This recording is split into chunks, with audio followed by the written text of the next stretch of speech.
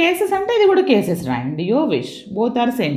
అర్థం చేసుకోవాల్సింది ఏంటంటే ఇప్పుడు ఈ ఈవెంట్లో మన క్రైటీరియా ఏంటిది? 2 హెడ్స్ రావడానికి first N of even consider చేయాలి, ఫైండ్ అవుట్ చేయాలి.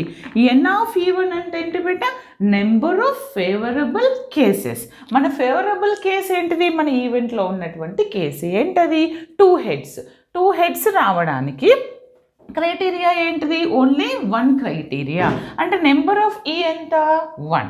ఇప్పుడు నాకు టోటల్ నెంబర్ ఆఫ్ కేసెస్ ఏంటిది? మనకి total number of elements in the sample space, that is called the total number of cases. అంటే ఏంటిది? ఎన్ ఆఫ్ ఎస్ ఎంత? 4.